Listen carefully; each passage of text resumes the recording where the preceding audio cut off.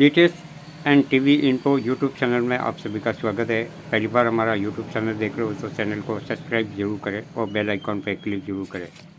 इसके अंदर देखो वायरिंग जल गई है, ये वायरिंग देखो पूरी की पूरी जल गई है। ये वायरिंग पूरी चिपक गई है। यहाँ पे भी देखो पूरा धुआं निकला है। इसका जो मेरा कस्टमर था वो उसने बोला कि इसके अंदर धुआं निकला है, तो ये कंडीशन है वायरिंग की। इसको रिपेयर करेंगे। अगर पहली बार हमारा यूट्यूब चैनल देख रहे हो तो चैनल को सब्सक्राइब जरूर करें और बेल आइकॉन पे क्लिक जरूर करें। एक बार इसका कारण क्या था वो रीज़न को जानेंगे पहले, उसके बाद में इसका काम करेंगे। एक बार इसकी वायरिंग निकाल देता हूँ। ये वायरिंग की कंडीशन ये है, देखो पूरा का पूरा जल गया है। ये सब ऐसी हालत हो गई है। तो इस सेट के अंदर 5200 लगा हुआ है। 5200 का ये देखिए नंबर, आपको नंबर दिख गए हो गए इसके मॉस्फेट के। ये 5200 लगे हुए हैं। साथ में ये कौन से नंबर है आपको बता देता हूँ। इसके अंदर BD 140। एक बार मैं इसको दूसरी सप्लाई लगा देता हूँ। सप्लाई के बाहर है यहाँ पे, ये प्लस है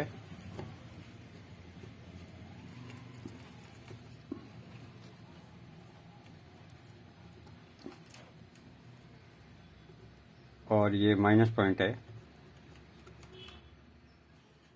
इसको मैंने सप्लाई दी है लेकिन ये शॉर्टिंग बता रही है, यानी कोई ना कोई प्रॉब्लम जरूर है इसके अंदर। तो प्रॉब्लम कहाँ पे हुई है वो उसको चेक करेंगे। ये गर्म हो गया, देखो ये पूरा का पूरा, ये इतनी थोड़ी सी टाइम के अंदर ये गर्म हुआ है, इसका मतलब शॉर्टिंग है। तो इसको एक बार कहाँ पे है, एक बार इसको कट करूँगा और कंटिन्यूटी मोड पे चेक करेंगे इसको कि इसकी प्रॉब्लम कहाँ पे है।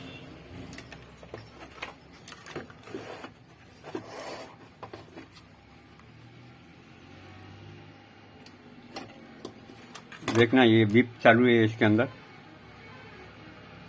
ये बीप चालू है इसके अंदर, यानी इसके अंदर कोई न कोई प्रॉब्लम हुआ है। तो यहाँ पे सीधा पहले फिल्टर लगा हुआ है, नहीं ये कहाँ पे जा रहा है, ये इनपुट है, ये दोनों इनपुट है। तो यहाँ दो ट्रांजिस्टर लगे हुए हैं, पहले इनको चेक करूँगा। एक बार इसको खोल देता हूँ मैं, या फिर ऐसे कर देता हूँ। कंफर्म करेंगे इसको कि ये खराब हुई है कि क्या हुआ है। यहाँ पे बीप चालू है, यहाँ पे बीप चालू है,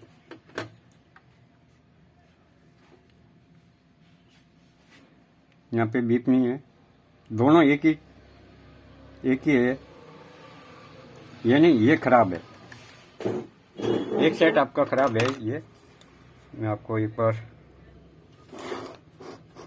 जूम करके दिखा देता हूँ।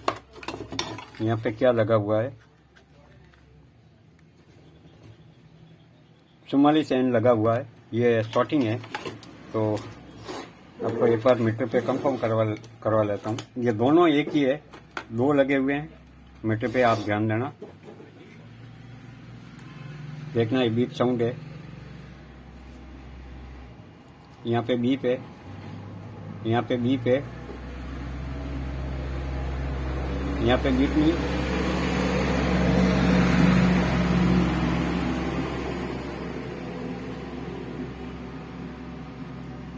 यहाँ पे बीप आ रही है, यहाँ पे नहीं है, यहाँ पे बीप आ रही है। सेम टू सेम देखना है आपको। यहाँ पे बीप है, यहाँ पे बीप है, और वापस यहाँ देखेंगे, यहाँ पे बीप है, यहाँ पे बीप नहीं है।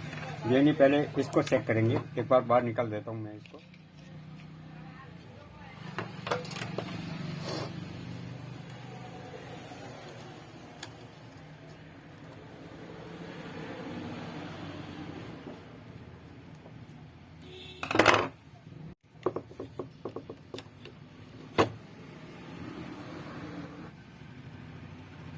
आपको दिखाई दिया होगा। ये मेरे पास में नया है, इसको लगा दूंगा। ये आपको नंबर दिख गया होगा, सेम टू सेम है। इसको खोल के लगा देता हूँ मैं।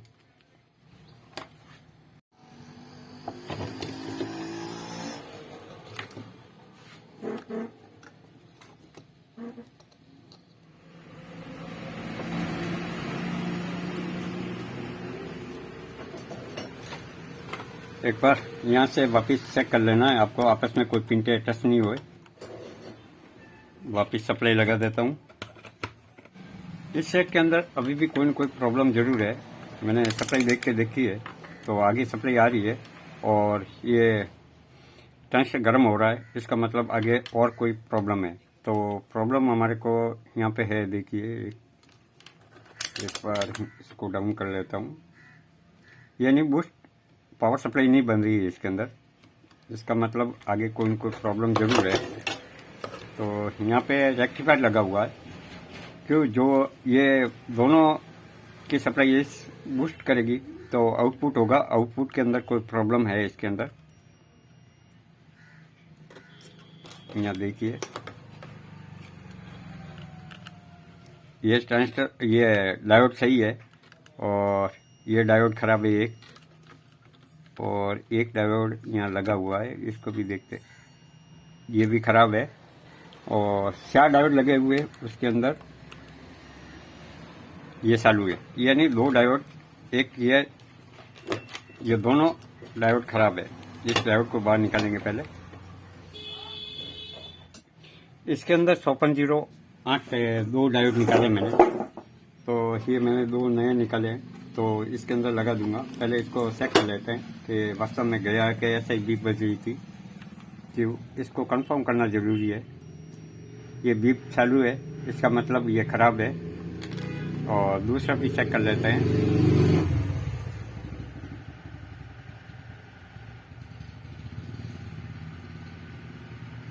ये चालू है, इसका मतलब ये शॉर्ट होने की वजह से इसकी बीप आ रही थी। तो एक बार और तो कोई है नहीं इसके अंदर, ऐसा नहीं है कि आप उल्टा निकाल दिया कोई।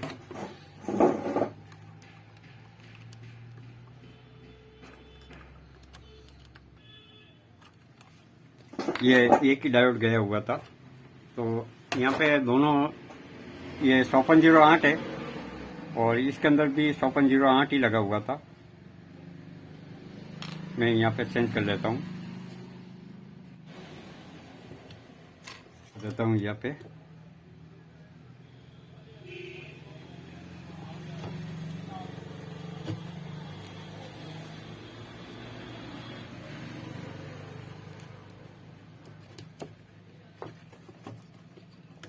एक लगा दिया हूँ, इसमें से एक चालू था तो भी मैं यहाँ नया लगा देता हूँ।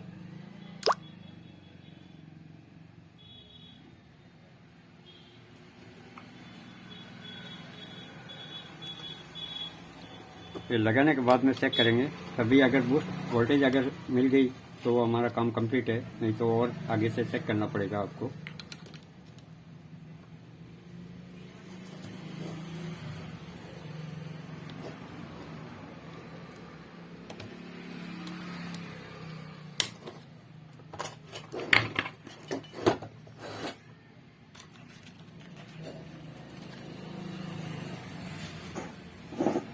इसको सोल्डिंग कर लेता हूँ पहले।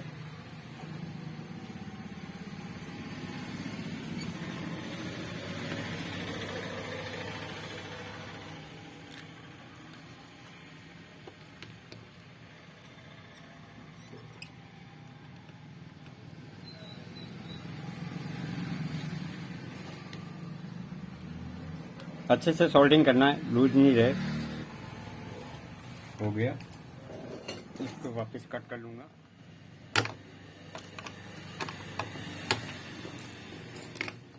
इसको एक बार वापस सप्लाई देके इसको चेक करेंगे। एक बार सप्लाई दे देता हूँ इसको। बूस्ट वोल्टेज अगर बन गए तो हमारा सेट तो ओके है। आगे एम्पलीफायर के अंदर कोई प्रॉब्लम नहीं होगी तो सेट कंप्लीट है। ये एम्पलीफायर एक बार सप्लाई बनेगी तभी एम्पलीफायर का चेक होगा। कि एम्पलीफायर के अंदर तो कोई प्रॉब्लम नहीं है। एक बार सप्लाई लगा देता हूँ। सप्लाई लगा दी है, ये सेट हमारा चालू हो गया। ये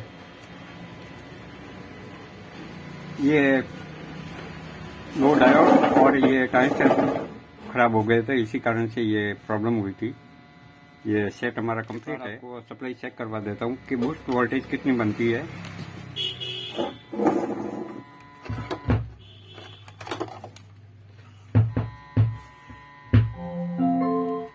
Bluetooth mode.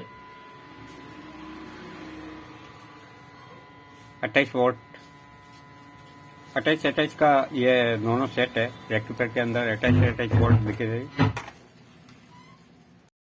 सेट हमारा कंप्लीट है। अगर वीडियो पसंद आया हो तो लाइक और शेयर करें, साथ ही चैनल को सब्सक्राइब जरूर करें। पुनः आपका खूब खूब आभार।